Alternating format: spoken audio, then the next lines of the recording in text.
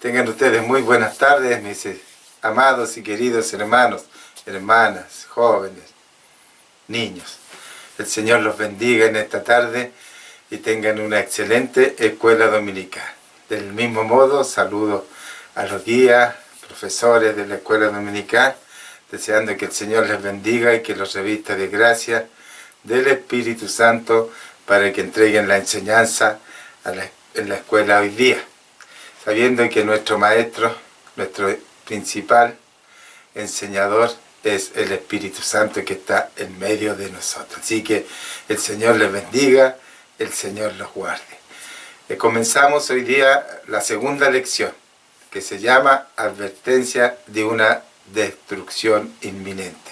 Ya conocemos la situación de Judá, también entendemos que en el tiempo pasado Israel se había dividido en dos naciones, la del norte Israel y la del sur Judá, y hacía ya aproximadamente 150 años que por causa de la desobediencia, la idolatría, la porfía del pueblo del norte Israel había desaparecido como nación, pues el imperio asirio los había invadido y los había aniquilado. Los tomó como esclavos a muchos de ellos y ya Israel no existía en la realidad. Solo existe el pueblo del sur o Judá, como lo estamos viendo ahora, donde Dios está tratando de que ellos se vuelvan a Él, ¿cierto? Pero estos, porfiados como sus hermanos del norte, y no obstante que tienen el ejemplo y la enseñanza de lo que les sucedió a ellos siguen en la misma condición, no queriendo oír, no queriendo obedecer a la voz de Dios, ni hacer la voluntad que Dios demanda de ellos. Así que aquí viene, a través del profeta Jeremías, una advertencia de una destrucción inminente. Pero a pesar de todo esto que Jeremías le está anunciando, si nosotros leemos el libro de Jeremías de principio a fin, todos los capítulos, porque aquí nos saltamos para entender el concepto general de lo que Dios quiere que nosotros sepamos ahora. Pero si ustedes lo leen, entonces van a dar cuenta que siempre Dios, no obstante que Él ya está cansado de sobrellevarlos, ¿cierto? Él está dispuesto a perdonarlos si ellos se arrepienten, pero no quieren. Y nosotros queremos que Dios nos perdone, que restaure nuestra vida para que vivamos de acuerdo a su voluntad. O estamos distraídos, deslumbrados por las cosas de este mundo, como los judíos, ¿cierto? Que por todo lo que hacían las naciones vecinas, ellos estaban atraídos por todas esas cosas y no querían saber nada de Dios. No, ¿para qué? ¿Cuántos mandamientos conoce usted? ¿Qué sabe usted acerca de lo que Dios quiere de usted? ¿Qué sabemos nosotros lo que Dios quiere de nosotros como iglesia? Es tiempo de que lo sepamos, porque Dios por miles de años que viene comunicándose con la humanidad para que lo conozcan y para que sepan lo que Él quiere y que Él tiene algo grandioso para nosotros. Pero la gente no quiere. ¿Usted quiere? Estudiemos, busquemos al Señor mientras puede ser hallado. Así que vamos aquí con la segunda lección, advertencia de una destrucción inminente. Y lo que no debemos olvidar es que Dios llama al arrepentimiento, pero la desobediencia trae consigo destrucción y muerte, ¿cierto? Si no obedecemos, ya sabemos cuál es nuestro destino. Los objetivos para esta lección son que al examinar, al terminar estas lecciones, usted podrá examinar cómo está su relación con Dios y podrá sacar una conclusión. También otro objetivo es comprender que la desobediencia desagrada a Dios. Eso debemos tenerlo muy claro. Y tomar conciencia de las consecuencias dolorosas del pecado. Si a nosotros nos agrada vivir como vivimos, apartados de lo que Dios quiere de nosotros, debemos saber que eso acarrea consecuencias. Y cada decisión que nosotros tomemos, esté bien o esté mal, tiene, por lógica, una consecuencia, ya sea positiva o negativa. Y eso debemos entenderlo, eso debemos asimilarlo y saber que cada acto de nuestra vida tiene una consecuencia. Así que el bosquejo de la lección de hoy día, ahí hay un mapita para que ustedes se ubiquen similar al del otro día y que uno con una imagen visual como que entiende mejor el entorno donde está. Así que ahí la junto un mapita del territorio y cómo avanza el pueblo invasor hacia Judá.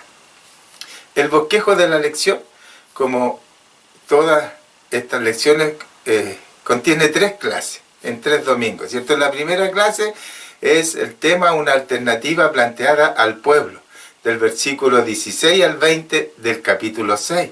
Y los puntos a tratar son A, el pueblo optó por el mal camino, y B, no escucharon a Jehová y aborrecieron su ley. La segunda clase, el tema es una nación grande se levanta contra Judá, de los versos 21 al 25 del mismo capítulo 6. A, llegaron dispuestos para la guerra. B, la angustia, el dolor y el temor azotaron al pueblo. Y la clase número 3 es el tema Jehová llama al arrepentimiento genuino, del verso 26 al 30 del capítulo 6. El tema, los subtemas son A, fue en pos de lo que no aprovecha. B, Judá cometió 2 grandes pecados. Así que hoy día nos corresponde la clase 1, dice una alternativa planteada al pueblo. Dios le está dando una alternativa al pueblo y veremos qué decide él. Pero el pueblo, dice en el punto A, optó por el mal camino, y en el B, no escucharon a Jehová y aborrecieron su ley. La gran enseñanza de esta lección es que los grandes beneficios recibidos de Dios nos motiva a ser fieles a Él y a su palabra. No nos queda otra cosa. Ahí van las lecturas bíblicas que están en sus hojitas, ¿cierto? Para que usted las lea durante la semana.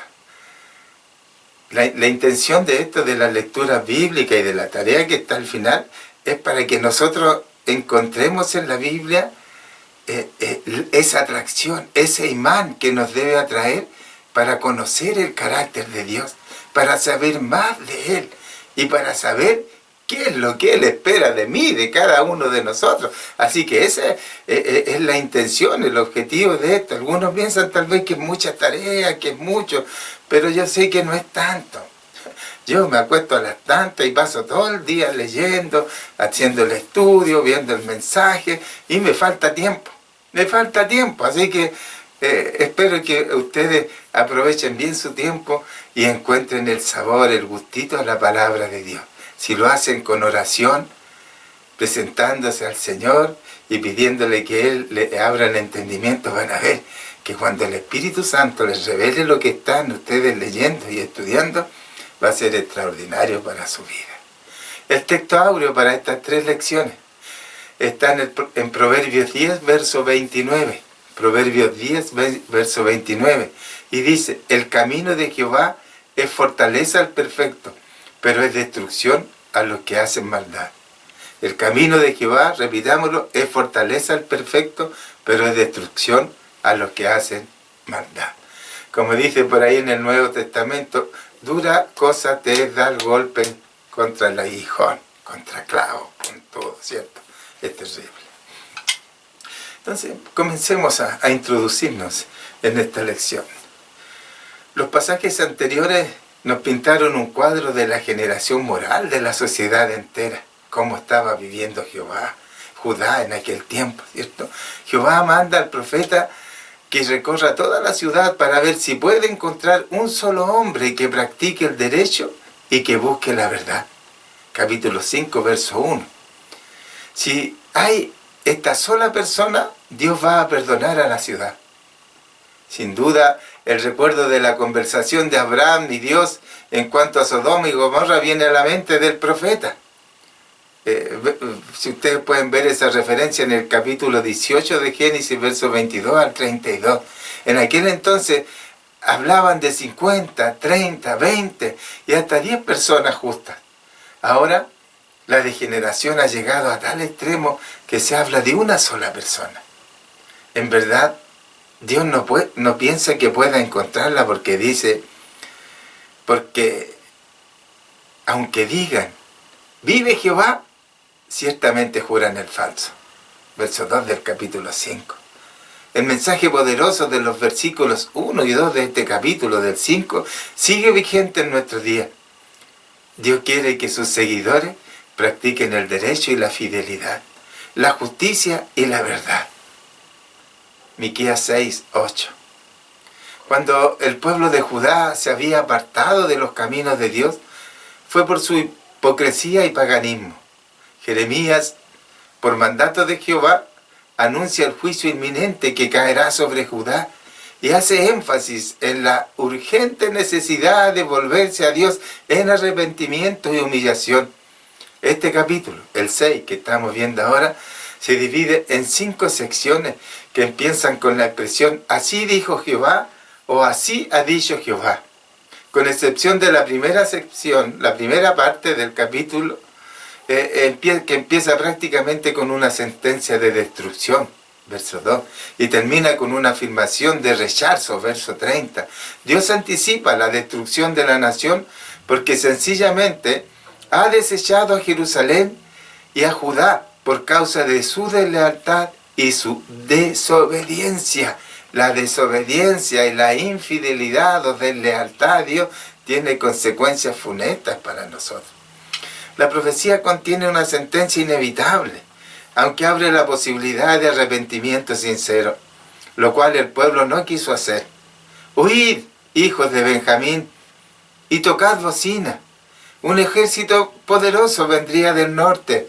Los versículos 1 al 5 nos hablan de esto. Invadirá la ciudad de Jerusalén trayendo destrucción y asolamiento. Versos 6 al 8. Como el pueblo ha rechazado el consejo de Dios, nadie saldrá ileso. Versos 9 al 15. Todo esto a pesar de la religiosidad aparente de la nación. Versos 16 al 21. El enemigo atacará a Sión sin misericordia. Como el pueblo desechó a Dios, Él también lo ha desechado. Versos 22 al 30. Este era un pueblo de corazón duro, ciego a la realidad, sordo a la exhortación, indiferente a las consecuencias de su pecado y necio para andar en sus malos caminos. Entonces, una alternativa que le plantea Dios al pueblo. Jeremías 6 del 16 al 20. Aquí hay algunas ideas para que comenten en la clase ahí con todo el grupo de la escuela dominical. Y algunas definiciones y etimologías de algunas frases o palabras. Por ejemplo, dice ahí en el verso 16, no andaremos. ¿Qué quiere decir? Se refiere a la negativa del pueblo para arrepentirse y corregir sus actos pecaminosos y seguir por sus propios caminos. Sabá es una región al sureste de Arabia. Sus fronteras colindan con Ofir y Ávila, en el cruce de los caminos del Mar Rojo y el Océano Índico. Los habitantes de esta región fueron conocidos como los sabeos, que usted en algún momento los va a encontrar en la Biblia. Los romanos la conocían como Arabia Felic, es decir, Arabia Feliz. En la actualidad, esa región se ubica donde está establecido el país de Yemen. Caña olorosa de tierra lejana, que habla el verso 20. Es el cálamo o caña, que significa lo mismo, aromático, traído desde la India. A eso se refería y la Biblia habla algunas referencias respecto a eso y era muy preciado en esos tiempos. Bueno, esto es un poco de cultura. A veces más de alguien dice, ¿y por qué estos términos? ¿Por qué no usa otros? Pero si tenemos que culturizarnos, tenemos que aprender, ¿cierto? Si no es tan fácil. Paréntesis, recuerdo yo cuando yo me convertí y tuve la oportunidad de que alguien me regalara una Biblia, que fue mi tía Yolanda.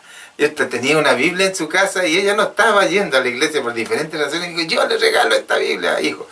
Y me regaló su Biblia y no me aparté nunca más de la Biblia. Donde salía, andaba con mi Biblia debajo del brazo. Me subía a la micro y leía la Biblia. Y había, por supuesto, muchas palabras que no tenía idea qué significaban. Y todavía tengo eso, unos papelitos amarillos. Yo anotaba esa palabra y una lista larga que tengo. Y después las buscaba en el diccionario. Entonces, así el Señor va trabajando con uno y también lo puede hacer con usted. Esto por aquí el Señor No hay necesidad de tener grandes estudios, ni ser teólogo. Es un corazón dispuesto, sencillo y humilde, entregado al Señor. Es lo que el Señor quiere. Un corazón contrito y humillado. El pueblo optó por el mal camino. De los versos 16 al 17. El pasaje contiene una serie de términos imperativos, o sea, órdenes, mandatos, para que el pueblo recapacitara en su proceder, que reflexionara y que además se definiera de una vez por todas. El versículo 16 dice, paraos, mirad, preguntad, andad. ¿A qué se refiere la exhortación paraos en los caminos? ¿A qué camino se refiere el Señor? Obviamente se refiere a los diferentes estilos de conducta, a las prioridades a las cuales el hombre se entrega, a los valores que determinan el carácter de la persona, a la forma como se conduce en su diario vivir. En la Biblia es frecuente encontrar referencias acerca de los caminos de Dios y los caminos del hombre. Por ejemplo, deje el impío su camino, porque mis pensamientos no son vuestros pensamientos ni vuestros caminos, mis caminos, dijo Jehová. Isaías 55, versos 7 y 8. Hay caminos que al hombre le parecen derechos, pero su fin es camino de muerte. Proverbios 14, verso 12 y Proverbios 16, 25. Porque Jehová conoce el camino de los justos, mas la senda de los malos perecerá. Salmos capítulo 1, verso 6. Estos versículos dan a entender que dichos caminos son totalmente diferentes y que solo los caminos de Dios llevan a la salvación eterna. ¿Por qué camino anda usted? ¿Por lo suyo? ¿Por lo que usted se ha forjado o por el que Dios le está mostrando? Tenemos que andar por el de Dios. Solo Él nos abre la puerta. Y Él quiere que entremos por esa puerta. Y esa puerta se llama Jesús. El pasaje nos invita a hacer un alto en el camino, para reflexionar en forma profunda.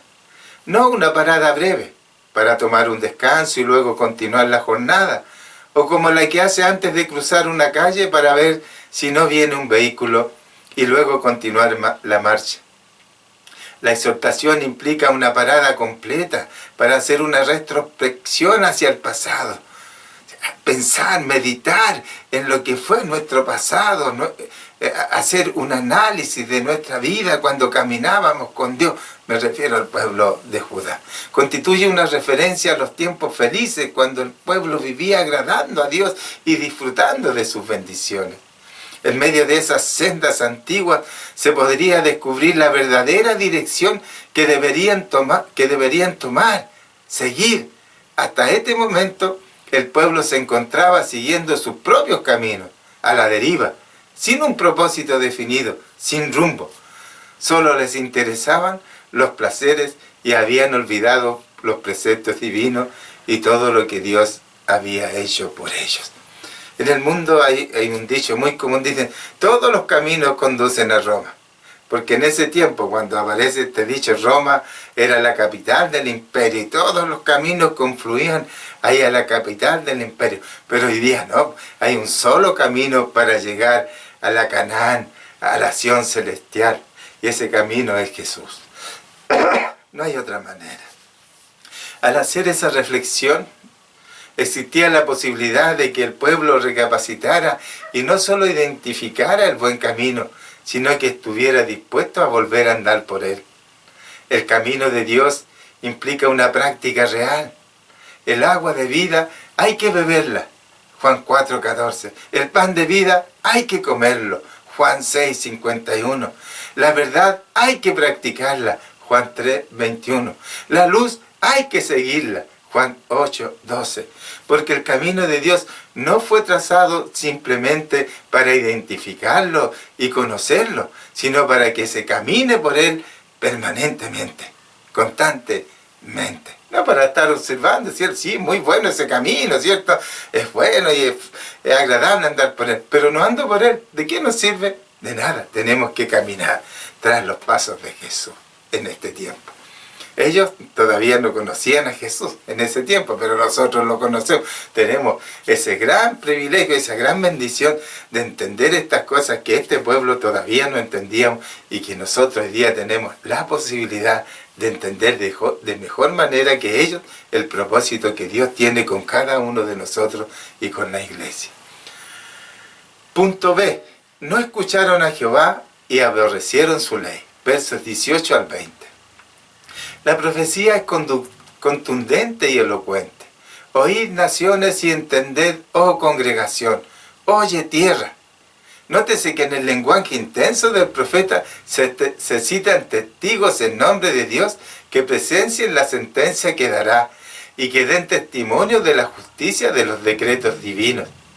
En el capítulo 2, versículo 12, expresa: los cielos son llamados a espantarse, horrorizarse y desolarse.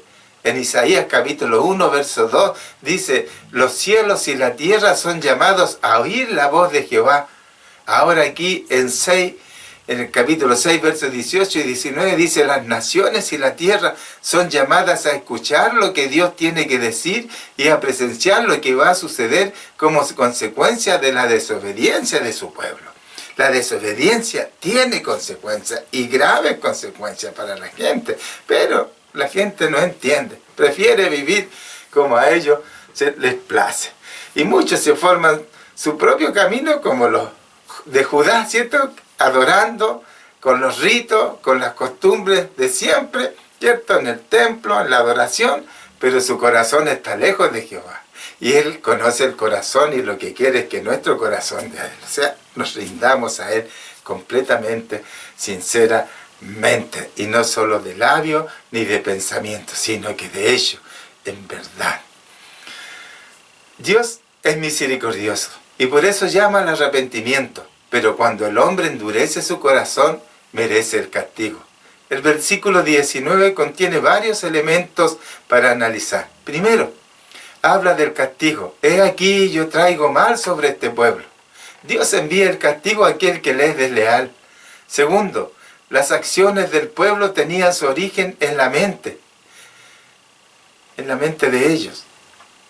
El fruto de su pensamiento, dice la palabra.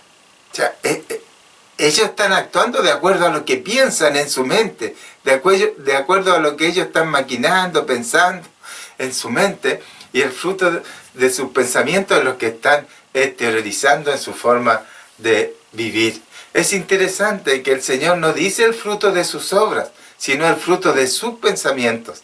Después de todo, las obras no son otra cosa más, sino que el surgimiento de lo que se gesta en la mente. Dice, hay un dicho que versa así: siembra un pensamiento y cosecharás un acto. Siembra un acto y cosecharás un hábito. Siembra un hábito y cosecharás un carácter. Siembra un carácter y cosecharás un destino. Es decir, que toda la experiencia de la vida está vinculada al pensamiento. Tercero, asumieron una actitud de indiferencia, porque no escucharon mi palabra, dice el Señor. Mis palabras son una referencia directa a las enseñanzas y mensajes dadas tanto por los profetas como por los sacerdotes.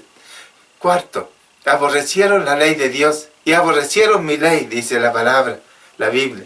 Nótese el desenlace fatal en aquel proceso. Primero, dieron lugar a pensamientos aparentemente inofensivos. Después, como consecuencia de tales pensamientos, no atendieron a la voz de Dios. Y por último, se manifestó el aborrecimiento de la ley divina. No escuchar la voz de Dios, que es en pasivo, puede considerarse un pecado de omisión. Pero aborrecer la voz de Dios ya hay una acción, hay una actitud, algo activo. Es una comisión de pecado, o sea, deliberadamente, con dolo podríamos decir hoy día.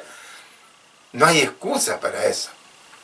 Judá había observado las consecuencias que resultan de la infidelidad, pues hacía menos de 150 años que por ese motivo Asiria había destruido a Israel, el reino del norte. A pesar de su ejemplo, siguieron el mismo camino y no se arrepintieron.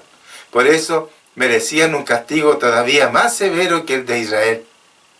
En esta advertencia se puede notar que no hay nada nuevo en el mensaje profético. Se repite lo establecido por Moisés en Deuteronomio capítulo 28 al 30. Y para nosotros tampoco es nada nuevo. La misma actitud de aquellos hombres, de aquella gente, de aquel tiempo, es la actitud que tiene la gente ahora. Y aquí, cuando Dios le habla, si bien es cierto, hay un mensaje para los gentiles, para los que no conocen a Dios. Pero este mensaje es para la iglesia, para su pueblo de este tiempo, que no está escuchando la voz de Dios, que no quiere oír lo que Dios le está diciendo y quiere andar por sus propios caminos. Cada uno tiene su noción del Evangelio, tiene un pensamiento del Evangelio y vive el Evangelio como él quiere, como ella quiere, pero no se encuadra a lo que realmente quiere Dios. Y ese camino, esa senda antigua por la que nosotros debemos caminar, es la palabra de Dios. Es lo que Él ha establecido en su palabra. Pero ¿quién quiere leer la palabra? ¿Quién quiere estudiar la palabra? Es más fácil oír, es más fácil ver, ¿cierto? Que yo estudiar. Siempre que usted vea, siempre que usted escuche, alguien le va a hablar en nombre de Dios. Pero si usted escudriña la palabra, como lo vimos en el estudio anterior, ¿cierto? Si usted escudriña la palabra, si usted la estudia, es Dios mismo que le va a hablar por su palabra. Es el Espíritu Santo que le va a abrir el entendimiento y usted va a poder descubrir estos misterios, estos secretos que están escondidos ahí. ¿Para quién? ¿Para los sabios? No, para usted, para los pequeñitos, para aquellos que no saben, para aquellos que no tienen idea cómo hacerlo. Pero hay un maestro que lo sabe todo y que le enseña todo, incluso al más ignorante como yo. Así que tenemos opción. No desoigamos la voz del Señor. Ame la palabra, ame la Biblia, estúdiela. Y va a ver que va a encontrar nueva fuerza y va a rejuvenecer como el águila. El Señor les bendiga, hermanos queridos, el Señor les guarde. Un abrazo cordial para todos y bendiciones para toda su familia. El Señor les bendiga y el Señor les guarde.